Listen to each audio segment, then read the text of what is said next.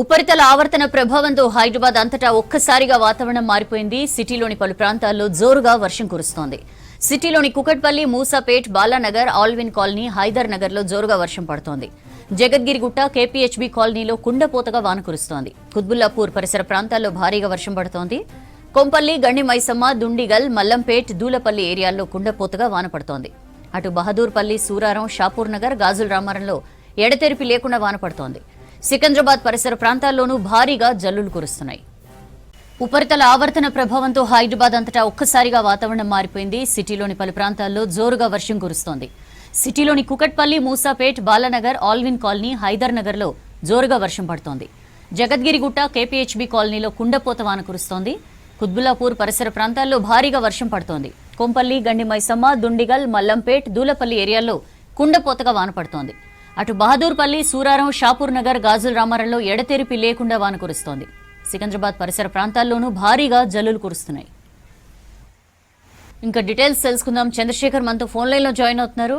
చంద్రశేఖర్, సిటీలో చాలా పీక్ టైంలో, ట్రాఫిక్ ఎక్కువ ఉండే టైంలో వర్షం స్టార్ట్ అయింది. ఎక్కడెక్కడ ఎలాంటి ట్రాఫిక్ ఇష్యూస్ రైజ్ అవుతున్నాయి? సౌజన్య, ఇప్పుడు మనకి ఒక్కసారిగా హైదరాబాద్ లో వాతావరణం అనేది మారిపోయిందని చెప్పుకోవచ్చు. ఎందుకంటే ఇన్ని రోజులు కూడా ప్రజలు ఎండలతోటి సతమతమైపోతున్న ప్రజలకి ఇది ఒక ఉపశమనం అని మనం ఖచ్చితంగా చెప్పుకోవచ్చు. అయితే ఈ రోజు ఇందాక సాయంత్రం వరకు కూడా వాతావరణం ఎండతోటి ఉన్నప్పుడు కూడా సాయంత్రం 5 గంటల నుంచి కూడా మేఘాలు కమ్ముకొని వాతావరణం అనేది ఒక్కసారిగా చల్లగా మారిపోయింది. దీంతో అయితే వర్షానికి గల ప్రధాన కారణం మనం చూస్తే మాత్రం బంగాళాఖాతంలో ఏదైతే ఉపరితల ద్రోణి ప్రభావంతో ఈ వర్షాలు కురుస్తున్నట్టుగా మనకి తెలుస్తా ఉంది. అయితే ఇప్పుడు హైదరాబాద్ సిటీతో పాటు రాష్ట్రంలో పలు చోట్ల కూడా ఈ వర్షాలు కురుస్తున్నాయి.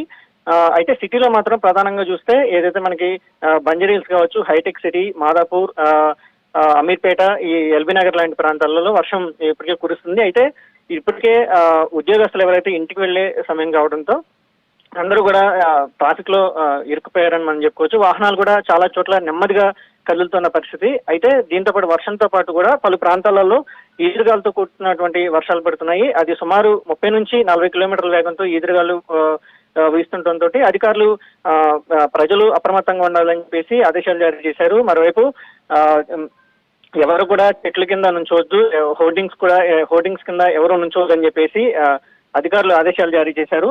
మరోవైపు చూసుకుంటే ఇది హైదరాబాద్ సిటీలో ఉన్న ప్రజలకు మాత్రం కొంచెం ఉపశమనం అని చెప్పుకోవచ్చు. కానీ జిల్లాలో ఉన్న రైతులకు మాత్రం ఈ వర్షం మాత్రం చాలా దెబ్బతీస్తుందని మనం చెప్పుకోవచ్చు. ఎందుకంటే ఈ సమ్మర్ లాంటి ప్రాంతాల్లో మనకి ఎక్కువగా మామిడి రైతులు ఎవరైతే ఉన్నారో, మామిడి కావచ్చు, మొక్కజొన్న, ఈ పొద్దుతిరుగుడు ఇట్లాంటి రైతులు ఎవరైతే ఉన్నారో వాళ్ళకి ఈ సమయంలో పంట చేతికొచ్చే సమయం ఉంటుంది. కాబట్టి ఏదైతే ఈదురుగాలతోటి మామిడి అనేది చెట్ల నుంచి రాలిపోయే ప్రమాదం ఉంది. కాబట్టి ముఖ్యంగా మామిడి రైతులు చాలా ఆందోళన వ్యక్తం చేస్తున్న పరిస్థితి కనపడుతుంది. మరోవైపు మొక్కజొన్న రైతులు కూడా అదే పరిస్థితి కనపడుతుంది. ఎందుకంటే ఇప్పటివరకు వాళ్ళు ఈ టైంకి చాలా పెట్టుబడి పెట్టి ఉంటారు. వాళ్ళు పంట చేతికొచ్చే సమయానికి వాళ్ళు పంట ఏదైతే వాళ్ళు చేతికొచ్చి వాళ్ళు దాని ప్రతిఫలం అందుకునే టైంలోనే ఇట్లా వర్షాలు పడటంతో వాళ్ళు చాలా తీవ్రంగా ఆవేదన వ్యక్తం చేస్తున్న పరిస్థితి మనకు కనపడుతోంది. అయితే చెట్లకి ఉన్నటువంటి పూత ఏదైతే ఉందో ఇది తీవ్రంగా వీస్తున్నటువంటి ఈదురుగాల ప్రభావంతో ఆ పూత మొత్తం రాలిపోయిన పరిస్థితి మనకు కనపడుతోంది. అయితే